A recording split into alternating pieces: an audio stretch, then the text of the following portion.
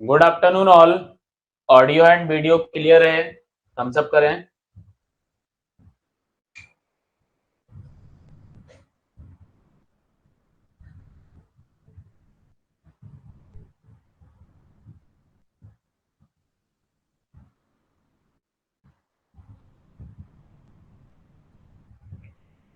चल, तो नेक्स्ट हमारा जो सब्जेक्ट है सर्वेइंग चल रहा है, ठीक है। जिसके अंदर हमने इंट्रोडक्शन पार्ट और क्लासिफिकेशन ऑफ सर्वेइंग को देख लिया है, ठीक है। आज का जो हमारा टॉपिक है वो है स्केल्स। स्केल्स आपका क्या कहलाता है, क्लियर? या स्केल से आप क्या समझते हो, देखो, ठीक है। तो समझते हैं स्केल से, अपन स्केल से क्या समझते हैं, ठीक है। जैसे अगर मैं आपसे बात करूं यहाँ पे,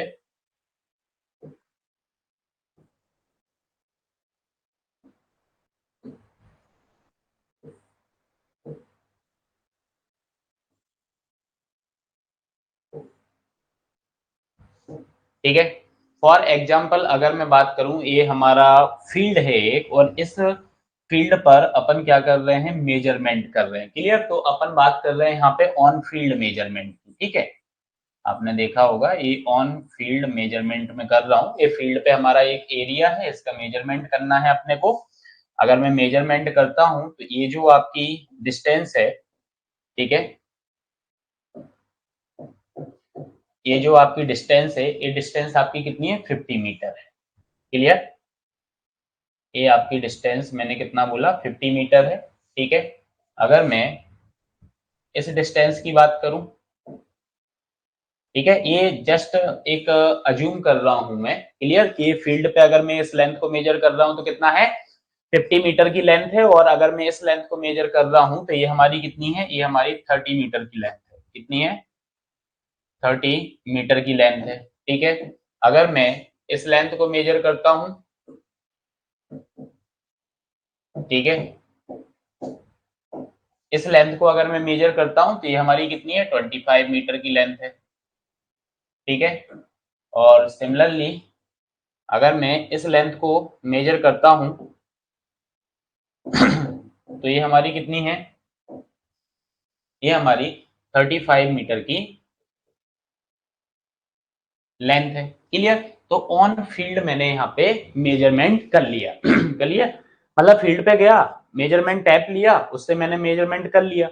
अब ये जो फील्ड पर आपका मेजरमेंट है, इसको आप पेपर पर ड्रॉ कर रहे हो, क्लियर, ऑन पेपर या फिर ऑन प्लान, क्लियर। तो फिगर अपन सिमिलर बनाते हैं, ठीक है। अपन बात कर रहे हैं कि अब अपन ने इसको ड्रॉ किया ऑन पेपर, ऑन पेपर या फिर ऑन प्लान, क्लियर। तो अब आपने देखा होगा कि अगर मैं ऑन पेपर जाता हूं या ऑन प्लान जाता हूं, क्लियर, तो प्लान पर आपका लिखा हुआ होता है कुछ 1 centimetre equal to 10 metre, 1 centimetre equal to 50 metre, clear, इस टाइप से लिखा हुआ होता है। जैसे अगर मैं आपसे यहाँ पे बात करूं तो यहाँ मैंने लिखा है कि फील्ड पर मैंने जो मेजरमेंट किया है उसके अकॉर्डिंग मैं यहाँ पे जो स्केल ले रहा हूँ वो मैं ले रहा हूँ 1 सेंटीमीटर इक्वल टू 5 मीटर। कितना ले रहा हूँ, 1 सेंटीमीटर इक्वल टू 5 मीटर। ये हमारा स्केल है, क्लियर, ये हमारा स्केल है कि ये जो डायमेंशंस आई हैं इसको मुझे ऑन पेपर या फिर ऑन प्लान क्या करना है, ड्रॉ करना है। तो 1 सेंटीमीटर इक्वल टू 5 मीटर आपका क्या हो गया, ये 1 सेंटीमीटर क्या बता रहा है, वो 5 मीटर क्या बता रहा है, ये 1 सेंटीमीटर ये बता रहा है कि जब हम ऑन पेपर इसको ड्रॉ कर रहे होंगे तो फील्ड पर जो मैंने 5 मीटर डिस्टेंस को मेजर किया होगा उसको मैं प्लान पर कितना रिप्रेजेंट करूंगा, 1 सेंटीमीटर रिप्रेजेंट करूंगा। कितना रिप्रेजेंट करूंगा, 1 सेंटीमीटर रिप्रेजेंट करूंगा। अगर इस हिसाब से देखा जाए, अगर इस हिसाब से देखा जाए तो ये जो 50 मीटर है, ये जो क्या है, 50 मीटर है, ये पेपर के ऊपर कितना दिखेगा, यह मुझे पेपर के ऊपर दिखेगा 10 सेंटीमीटर, क्लियर, क्योंकि 5 मीटर को हम 1 सेंटीमीटर में रिप्रेजेंट कर रहे हैं। क्लियर। तो हमने 10 सेंटीमीटर यहाँ पे रिप्रेजेंट कर दिया है, ठीक है। सिमिलरली अगर मैं इस डायमेंशन की बात करूं तो अकॉर्डिंग टू दिस स्केल, जो स्केल यहाँ पे कंसीडर की हुई है उसके अकॉर्डिंग ये जो 30 मीटर है ये कितना रिप्रेजेंट होगा, 6 सेंटीमीटर। क्लियर, कितना रिप्रेजेंट होगा, 6 सेंटीमीटर आपका रिप्रेजेंट होगा। और ये जो आपकी डिस्टेंस आएगी ये कितनी आ जाएगी, ये 25 मीटर है, मतलब 5 सेंटीमीटर रिप्रेजेंट होगी। कितनी होगी, 5 सेंटीमीटर रिप्रेजेंट होगी। अगर इस डिस्टेंस की मैं बात करूं तो ये जो डिस्टेंस है ये कितनी रिप्रेजेंट होगी आपकी, ये आपकी 35 मीटर है, मतलब 7 सेंटीमीटर आपकी यहाँ पर रिप्रेजेंट होगी। क्लियर, तो ये आपकी स्केल कहलाती है। क्लियर, तो यहाँ से आपकी एक डेफिनेशन निकल के आएगी कि भाई स्केल आपका क्या होता है, एक फिक्स रेशियो होता है। क्लियर, किसका, डिस्टेंस का, जो आपने फील्ड पर मार्क की है to the actual distance, sorry जो आपने प्लान के ऊपर मार्क की है और जो आपकी एक्चुअल मेजरमेंट और फील्ड है वो आपका क्या कहलाएगा, स्केल कहलाएगा। क्लियर, तो स्केल को आप कैसे डिफाइन करोगे, यहाँ पे क्या डेफिनेशन लिख सकते हो आप स्केल की। क्लियर, आपको इतना समझ में आ गया होगा ये। क्लियर, तो आप स्केल को क्या लिखोगे, it is defined as the fix ratio, it is defined as the fixed ratio, define it is defined as the fixed ratio of the distance of the distance of the distance of the distance marked on the plan, marked on the plan marked on the plan to the actual measurement on the field, to the actual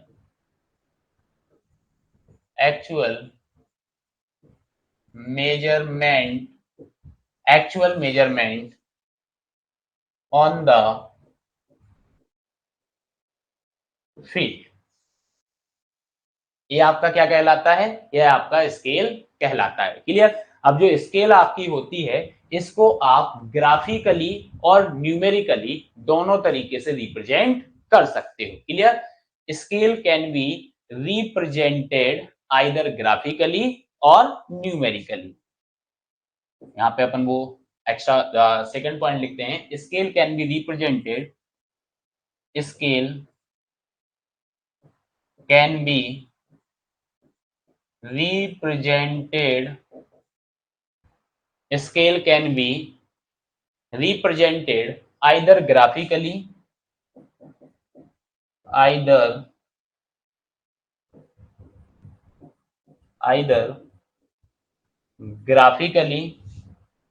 or numerically,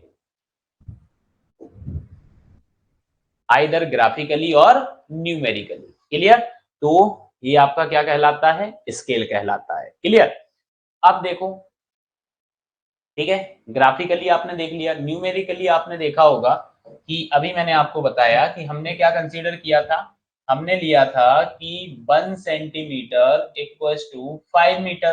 clear, ये आपकी scale मैंने लिखी हुई थी, लिखी थी यही, ठीक है। तो ये जो स्केल आपकी होती है यह कहलाती है आपकी engineering scale.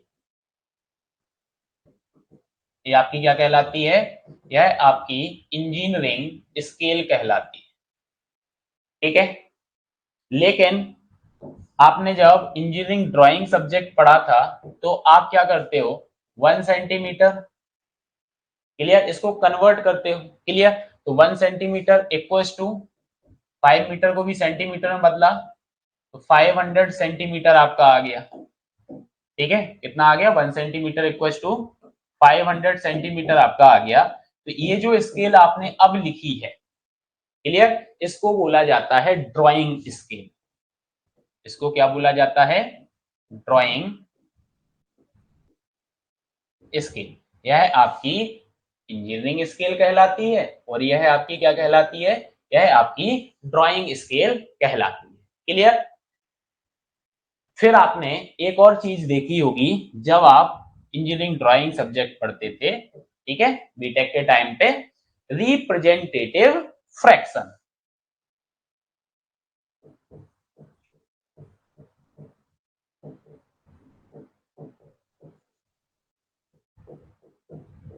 Representative fraction, RF आप देखते थे। तो ये आरएफ आपका क्या कहलाता है? आरएफ आपका कहलाता है, ठीक है, आरएफ आपका कहलाता है कि जो भी आपने प्लान बनाया हुआ है, ठीक है, और जो आपने ग्राउंड पे डिस्टेंस को मेजर किया है उसका रेशियो, मतलब ऊपर आपका क्या आएगा? मैप डिस्टेंस आएगा। क्लियर। या प्लान डिस्टेंस जो भी आपको लिखना है लिख सकते हो, ठीक है, मैप डिस्टेंस आएगा, और नीचे क्या आ जाएगा आपका? Ground distance. क्लियर। नीचे क्या आ जाएगा आपका? ग्राउंड डिस्टेंस आ जाएगा। यह आपका रिप्रेजेंटेटिव फ्रैक्शन कहलाता है। क्या कहलाता है ये आपका? यह आपका रिप्रेजेंटेटिव फ्रैक्शन कहलाता, ठीक है। ये आपका क्या कहलाता है? रिप्रेजेंटेटिव फ्रैक्शन कहलाता है, ठीक है। अब देखो, अगर मैं आपसे बोलूं, फॉर एग्जांपल, आरएफ के लिए अपन देख रहे हैं, फॉर एग्जांपल अगर मैं बोलूं स्केल जो आपका है वो स्केल आपका 1 सेंटीमीटर इक्वल्स टू 5 मीटर है, तो आपका रिप्रेजेंटेटिव फ्रैक्शन क्या होगा? तो आरएफ आपका क्या हो जाएगा? ए 1 सेंटीमीटर अपॉन 5 मीटर, ऐसे लिखोगे। अब मीटर को बदलोगे आप। क्लियर। तो 1 सेंटीमीटर डिवाइड बाई 5 इंटू 100, ये आपका सेंटीमीटर आ गया, मतलब 1/500। यह आपका क्या आ जाएगा? आरएफ आ जाएगा। क्लियर। तो आरएफ आपका क्या हो गया? आरएफ हो गया 1/500। आरएफ क्या हो जाएगा आपका? 1/500 आपका आरएफ हो जाएगा। क्लियर। अब यहाँ पे क्वेश्चन आपसे ये पूछे जाते हैं कि कौन सी स्केल आपकी बड़ी है, कौन सी स्केल आपकी छोटी है। क्लियर। कौन सी स्केल आपकी बड़ी है, कौन सी स्केल आपकी छोटी है। तो बताना है आपको कि कौन सी स्केल बड़ी है, कौन सी स्केल छोटी है। कैसे बताते हैं? तो आरएफ में आप कन्वर्ट करके बता सकते हो ना इजीली। बता सकते हो। हम्म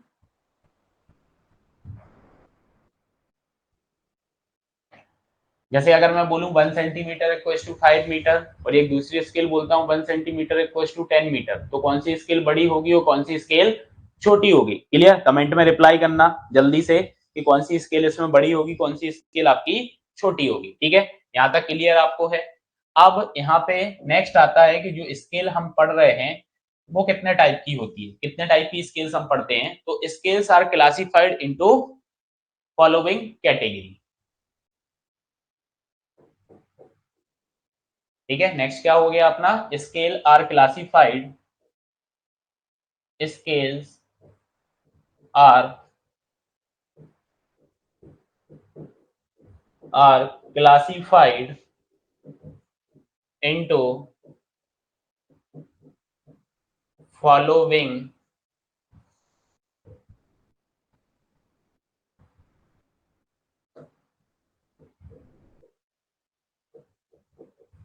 कैटेगरीज। क्लियर। सबसे पहला जो आपका यहाँ पे होता है वो कौन सा होता है? आपका प्लेन स्केल, प्लेन स्केल, ठीक है। ईडी में आप ये सारी स्केल्स पढ़े हुए हो। क्लियर। सेकंड आपका होता है डायगोनल स्केल, ठीक है। सेकंड आपका क्या होता है? डायगोनल स्केल होता है। थर्ड आपका क्या होता है? Vernier scale.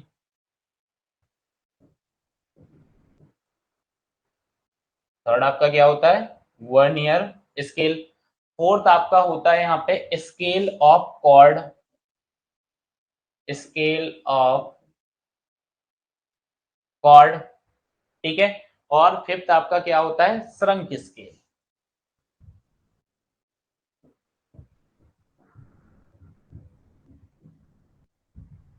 ठीक है।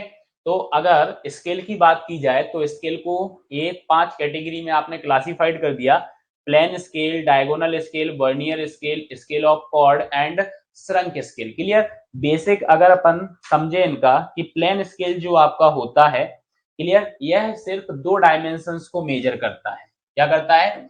प्लेन स्केल जो आपका होता है यह सिर्फ 2 डायमेंशंस को ही क्या करता है?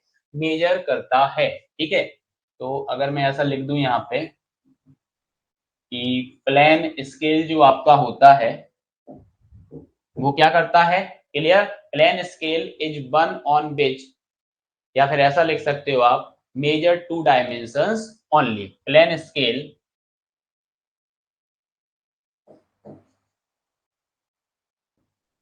स्केल मेजर मेजर 2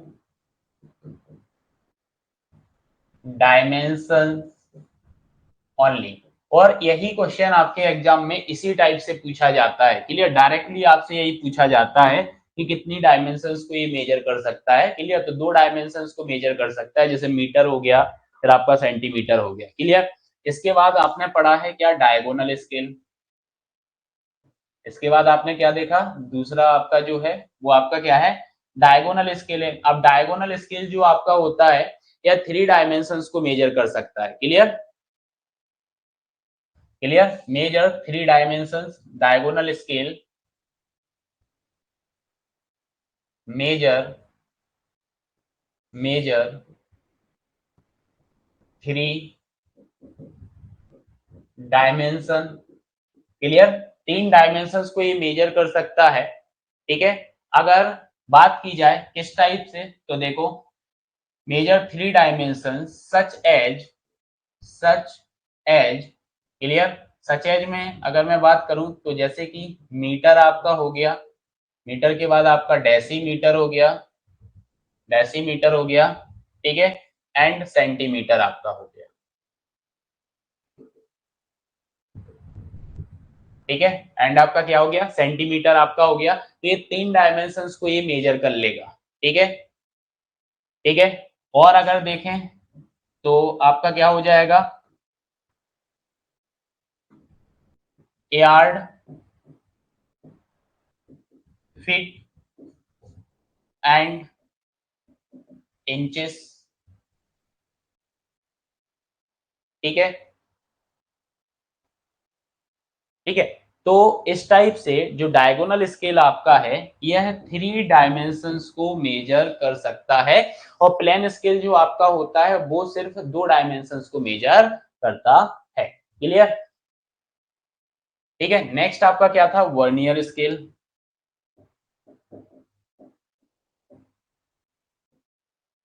नेक्स्ट आपका क्या है? वर्नियर स्केल है। अब जो वर्नियर स्केल आपका होता है, ठीक है, नेक्स्ट आपका क्या है? वर्नियर स्केल है। तो वर्नियर स्केल आपका होता है, तो आप बोल सकते हो कि ये जो वर्नियर स्केल होता है also measure 3 dimensions. Clear? Can also major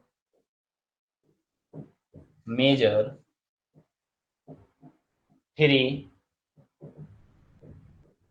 dimensions. Clear? इसमें एक प्लस पॉइंट ये होता है कि आप जो फ्रैक्शनल पार्ट होते हैं, क्लियर, स्मॉलेस्ट डिवीजन के भी अगर मैं बात करूं, फ्रैक्शनल पार्ट होते हैं जो ग्रेजुएटेड सर्कल आपका होता है उसको भी यह मेजर कर लेता है। Clear?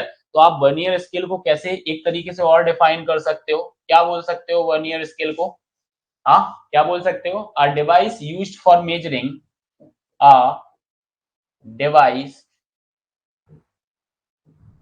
Used for a device used for measuring the fractional part, measuring the fractional part, measuring the fractional part of one of the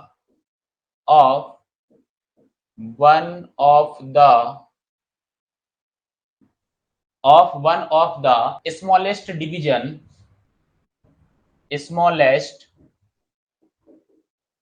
division of the graduated of the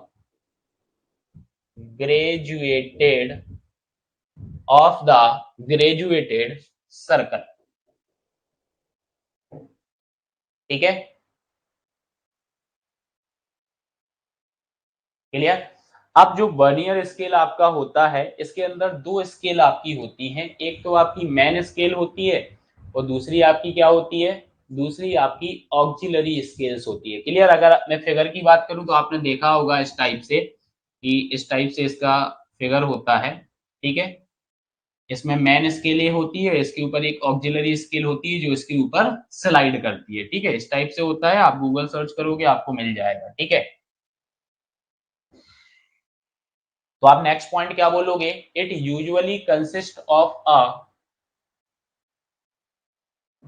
it usually consist of a it usually consists of a small auxiliary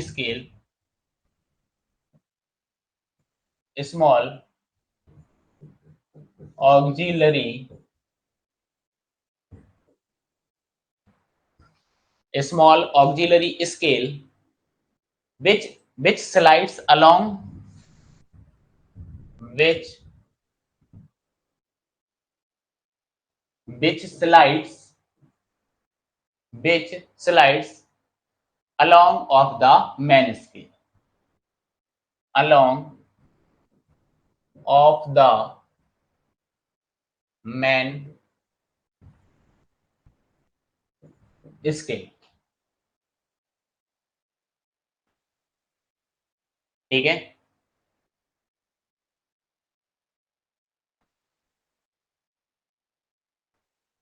ठीक है। अब जो vernier scale आपका होता है, इसको भी दो कैटेगरी में आपका क्या किया गया है, क्लासिफाइड किया गया है। तो vernier scale are classified in two category. Vernier scale are classified in two category. ठीक है, दो कैटेगरी में इसको भी आपने क्लासिफाइड किया है। फर्स्ट अगर मैं आपसे बोलूं तो पहला आपका होता है डायरेक्ट वर्नियर। क्या होता है, डायरेक्ट वर्नियर। और सेकंड जो आपका होता है वो होता है आपका रेट्रोग्रेड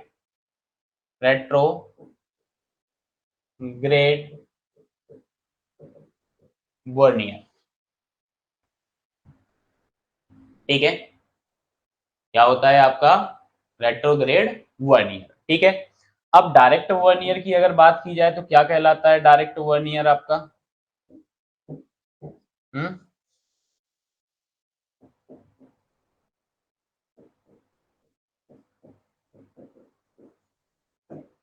पढ़ा होगा ना, जो कॉमन सर्वेइंग का सब्जेक्ट आप लोग पढ़ते हो, basic civil engineering and engineering mechanics वाला जो आपका सब्जेक्ट होता था ना, उसमें आप लोगों ने पढ़ा होगा ये डेफिनेशंस स्केल्स वगैरह की। हाँ, क्लियर। देखो, जिस डायरेक्शन में आपकी मेन स्केल जाती है, क्लियर, जैसे एक इंक्रीजिंग ऑर्डर होगा आपका मेन स्केल का, क्लियर। तो जिस डायरेक्शन में आपकी मेन स्केल है, लीड कर रहे हो आप, क्लियर, उसी डायरेक्शन में आपका क्या होगा, ये जो ऑक्सिलरी स्केल आपकी होती है यह मूव करती है, स्लाइड करती है। क्लियर। तो in direct vernier vernier scale indirect in direct vernier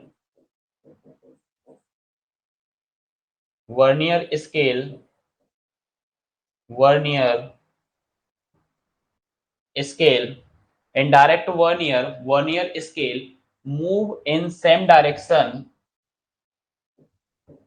move in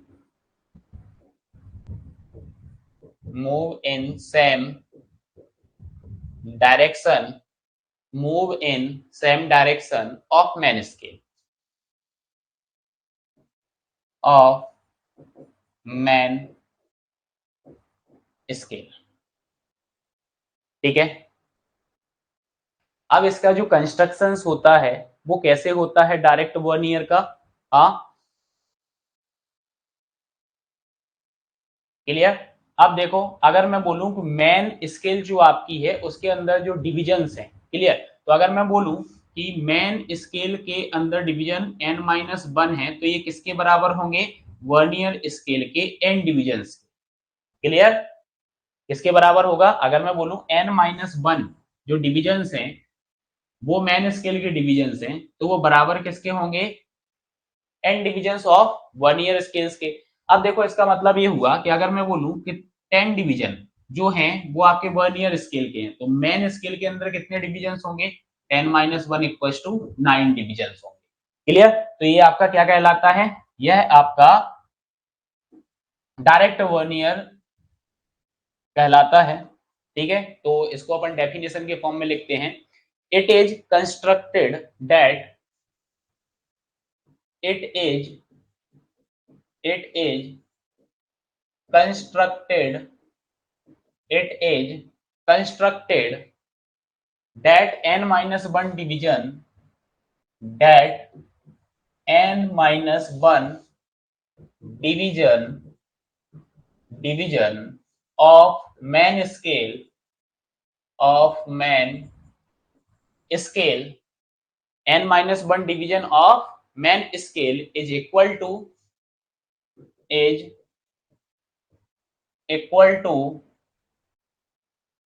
division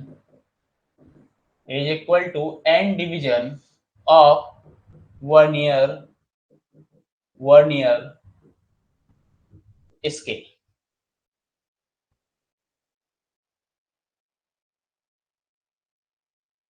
ठीक है,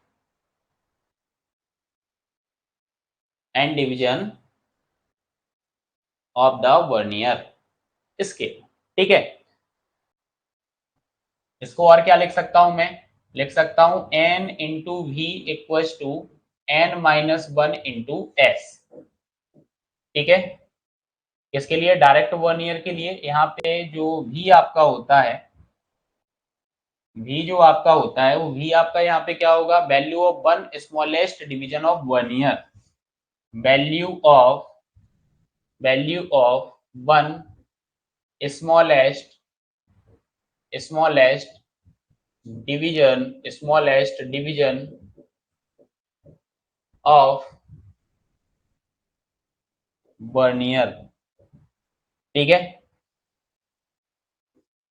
इसके बाद आपका क्या आता है, रेट्रोग्रेड वर्नियर आता है। तो रेट्रोग्रेड वर्नियर क्या कहलाएगा,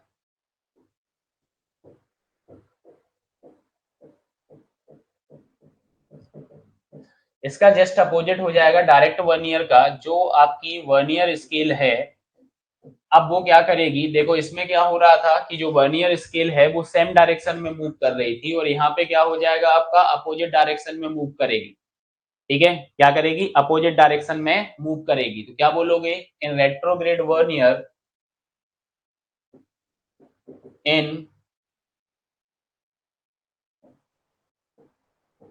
retrograde vernier scale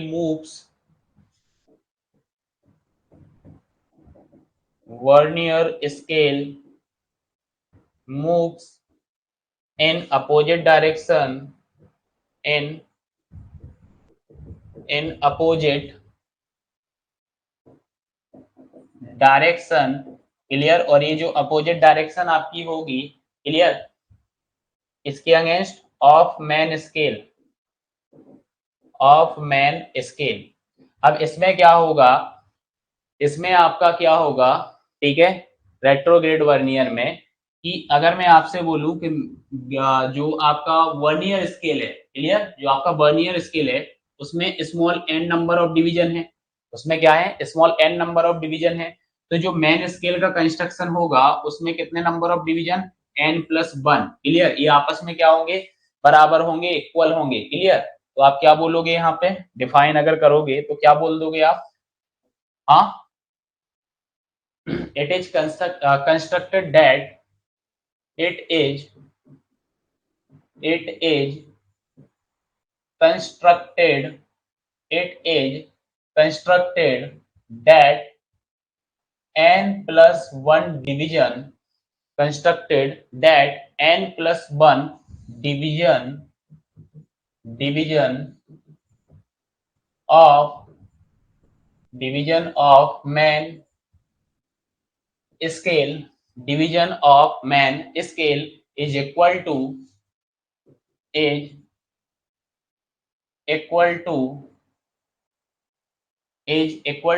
small n division of Vernier, equal to small n division of vernier. Clear? इसको मैं क्या लिख सकता हूं, small n into V equals to n+1 into S.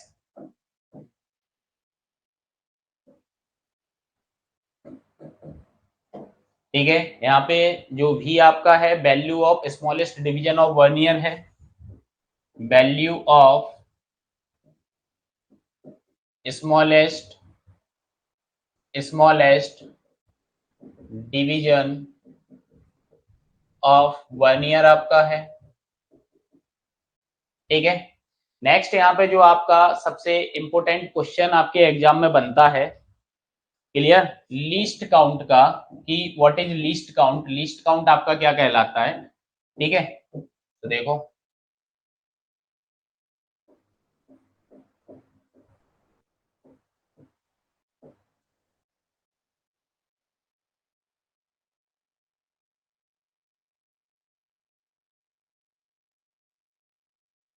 ठीक है, लिस्ट काउंट आपका क्या कहलाता है, किसके लिए देख रहे हैं, लिस्ट काउंट ऑफ वर्नियर के लिए, कि वर्नियर का जो लिस्ट काउंट होगा वो क्या होगा। ठीक है, इससे क्वेश्चन आपका बहुत बार पूछा गया है। ठीक है, तो लिस्ट काउंट आपका क्या कहलाता है, देखो लिस्ट काउंट आपका एक रेशियो होता है। लिस्ट काउंट आपका क्या होता है, लिस्ट काउंट, कम से कम मेजरमेंट की यहाँ पे बात कर रहे हैं, तो लिस्ट काउंट आपका रेशियो होता है किसका, value of one main scale division, value of one main scale division, main scale division divide by आपका क्या आ जाएगा, डिवाइड बाई आपका आ जाएगा total number of division on vernier scale, total number of division in vernier scale.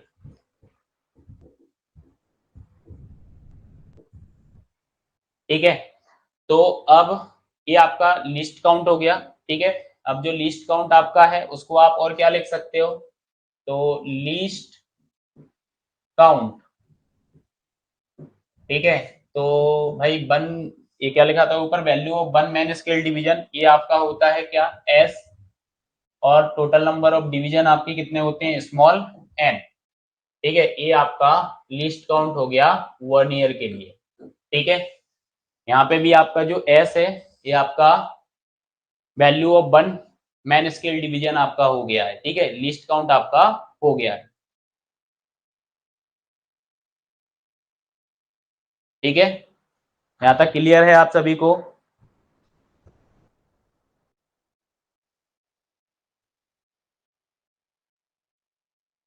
ठीक है, इसके बाद आपका क्या होता है, स्केल ऑफ कॉर्ड आपका होता है, क्या होता है आपका, स्केल ऑफ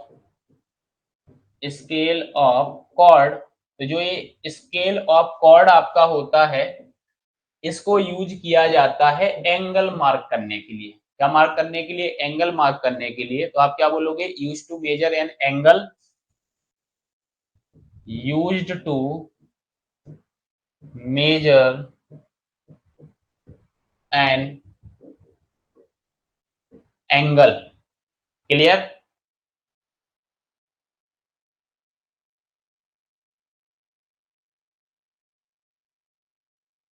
ठीक है, अब ये जो एंगल का मेजरमेंट हो गया है, इसके बाद अगर मैं मार्किंग की बात करूं तो आप मार्क कैसे करोगे, and is marked on, and is marked on, marked marked on rectangular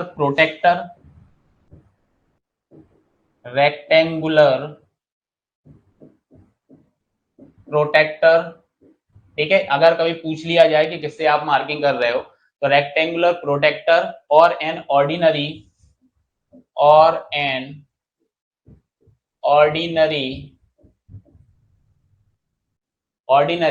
box would scale.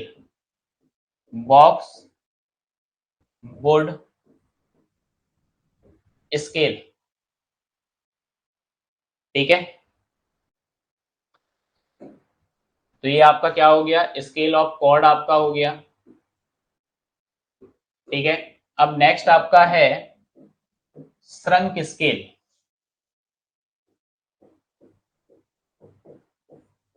अब श्रंक स्केल की अगर मैं बात करूं तो श्रंक स्केल आपका क्या होता है,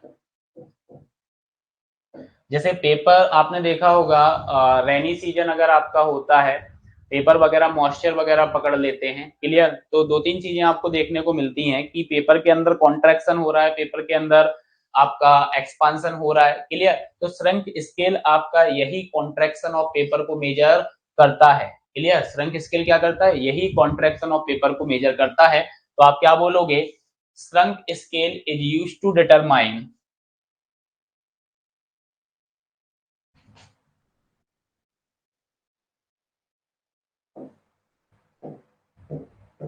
श्रंक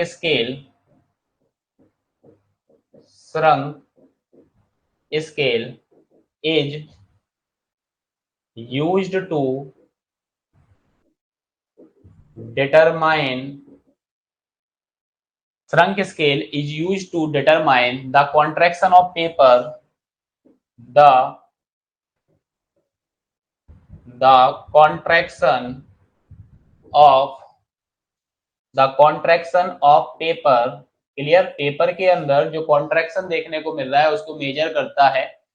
ऑन विच मैप या प्लान आप बोल सकते हो, on which plan is plotted, on which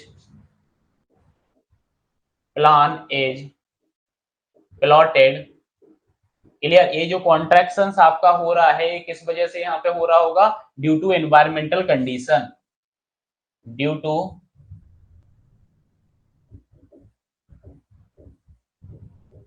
mental condition.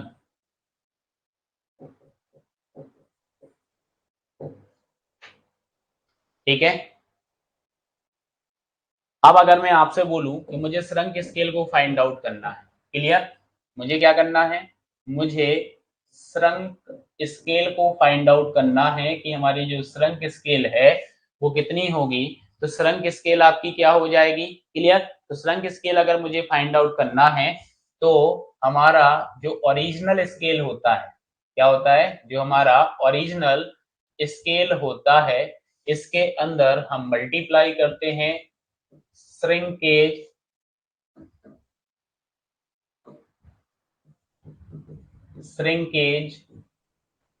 Factor का। Clear,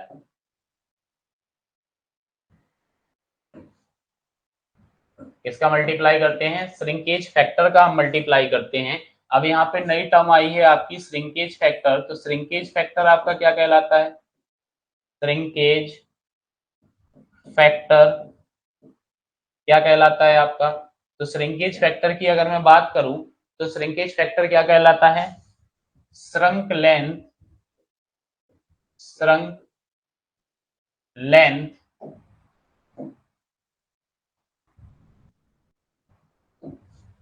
length upon original length.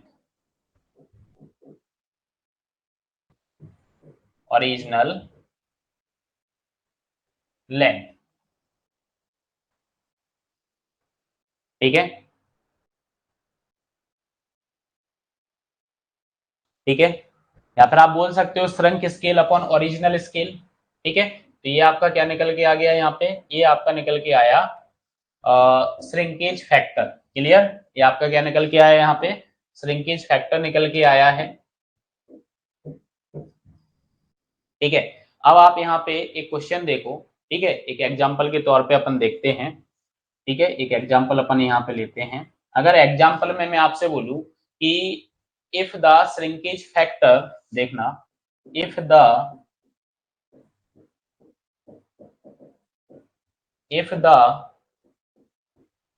Shrinkage factor if the shrinkage factor is equal to is equal to 15 by 16, ठीक है, and if the original scale is and if the original and if the original scale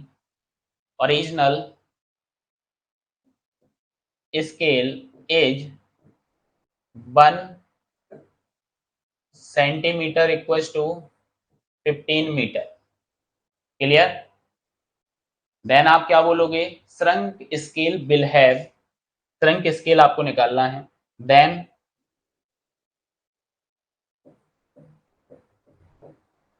shrunk scale H, shrunk scale जो आपका है वो क्या होगा, clear.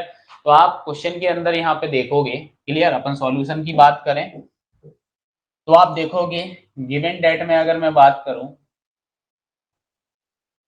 ठीक है, गिवन डेट में अगर मैं बात करूं आपसे, तो गिवन डेट में आपने देखा कि आपको श्रिंकेज फैक्टर देके रखा हुआ है।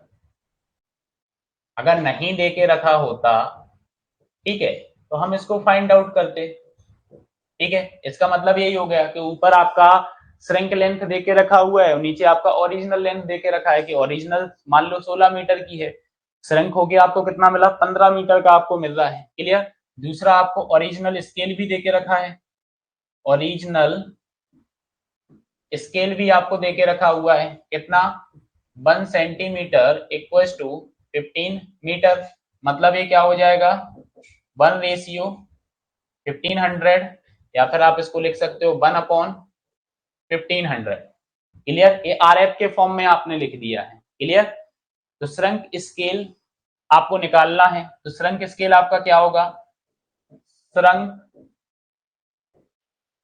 स्केल विल हैव आरएफ, ठीक है। तो ये क्या होता है, shrinkage factor into original scale. तो जो ओरिजिनल स्केल की वैल्यू पुट करोगे वो आरएफ के फॉर्म में आपको पुट करना है, इसके फॉर्म में करना है, आरएफ के फॉर्म में करना है, क्लियर। तो ये क्या हो जाएगा आपका, shrinkage factor, shrinkage factor into क्या हो जाएगा आपका, इनटू हो जाएगा RF of original scale, original scale. तो श्रिंकेज फैक्टर आपका कितना है, 15/16, आरएफ ऑफ ओरिजिनल स्केल कितना हो गया, 1/1500, ठीक है। तो कितना आ जाएगा, 1/1600 आ जाएगा। तो श्रंक स्केल क्या आ जाएगा, श्रंक स्केल आपका क्या आएगा, 1 centimetre equals to 16 metre,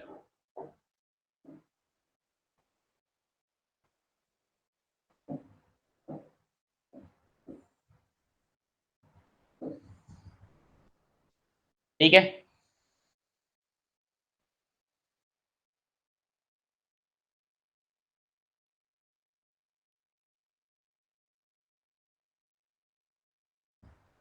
clear है,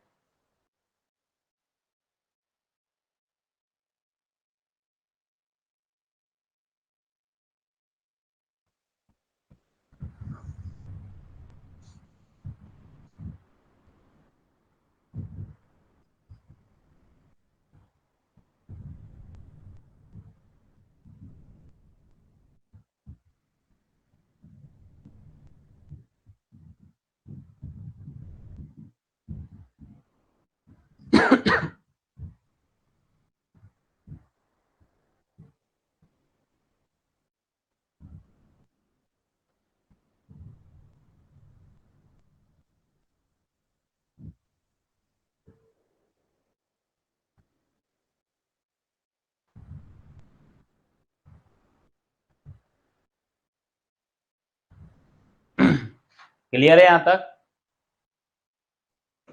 नेक्स्ट एक नोट में पॉइंट लिखना,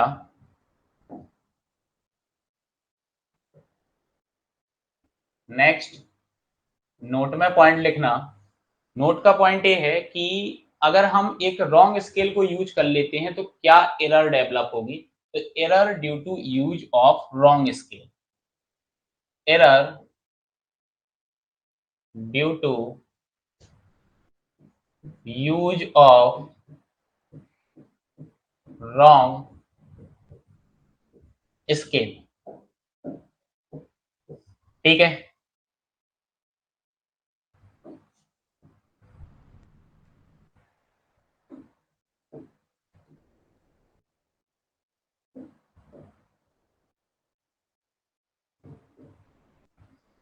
ठीक है। तो लेंथ की अगर मैं बात करूं तो लेंथ के अंदर जो एरर आएगी, तो एरर के बाद अगर मैं आपसे बोलूं कि मुझे एक्चुअल लेंथ फाइंड आउट करना है, ठीक है, अगर रॉन्ग स्केल आपने यूज कर लिया है तो एरर आई होगी। तो एरर के बाद अगर मुझे एक्चुअल लेंथ को फाइंड आउट करना है तो मैं कैसे निकालूंगा।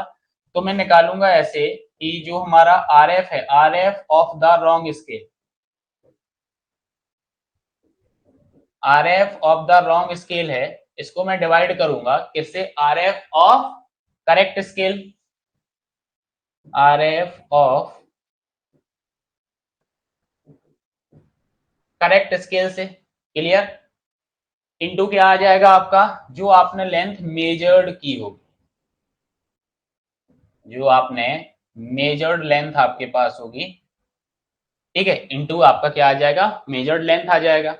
सिमिलरली अगर मैं एरिया के केस में बात करूं तो एक्चुअल एरिया कैसे निकलेगा आपका, एक्चुअल एरिया आपका कैसे निकलेगा। हाँ, तो देखो एक्चुअल एरिया कैसे निकलेगा, R F of wrong scale,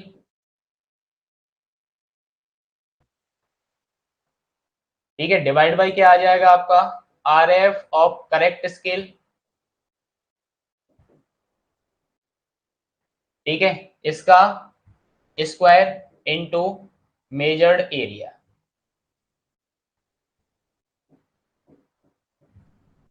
into क्या आ जाएगा आपका, इनटू आ जाएगा आपका मेजर्ड एरिया।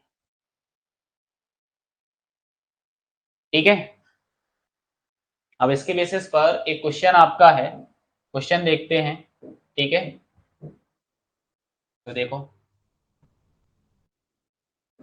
क्वेश्चन आपका है, a surveyor observed a distance, a surveyor,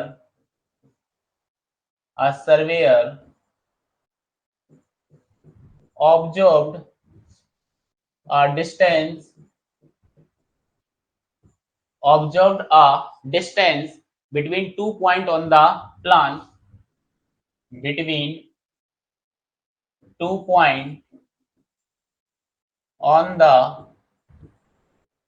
2 points on the two plan on the point, 2 points on the plan, and b and he used a scale of, and he used a scale of, and he used a scale of 1 centimeter equals to 40 metre. ठीक है, to draw the drawing, to draw the drawing, the result was, the result was, the result was 468 metre. Later he discovered that, later he discovered discovered that he used a scale, that he used a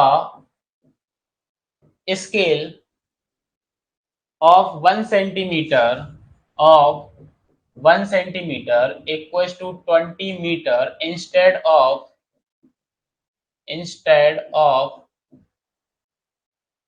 1 centimeter equals to 40 meter. Find the true distance between the point. Find true distance between the points. Clear? Points के बीच की आपको क्या करना है, एक true distance को find out करना है। ठीक है, कैसे करोगे आप फाइंड आउट? सॉल्यूशन की बात करें तो कैसे करोगे फाइंड आउट? देखो क्या बोला, एक सर्वेयर है, एक दो पॉइंट के बीच की डिस्टेंस को ऑब्जर्व कर रहा है। स्केल जो यूज करनी थी 1 सेंटीमीटर इक्वल टू 40 मीटर आपको करनी थी, और उसने उसके बेसिस पर ड्रॉ किया तो 468 मीटर की एक लेंथ उसने मेजर की, लेकिन बाद में उसको पता चलता है कि भाई इस स्केल की जगह मैंने ये स्केल यूज कर ली है। क्लियर? मतलब मेरे पास एक रॉन्ग स्केल आ गई है। क्लियर? तो देखो RF ऑफ रॉन्ग स्केल, तो रॉन्ग स्केल का RF हो जाएगा 1/200 हो जाएगा। और रॉन्ग स्केल क्या है हमारी?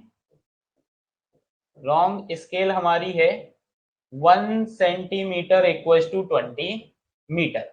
ठीक है, करेक्ट स्केल कौन सी है हमारी? करेक्ट स्केल हमारी है 1 सेंटीमीटर इक्वल टू 40 मीटर। तो RF of correct scale, RF of correct scale ये कितना आएगा? 1/4000 आएगा ना, 20 मीटर है, 1/2000 आपका आ जाएगा। ठीक है, ये आ जाएगा।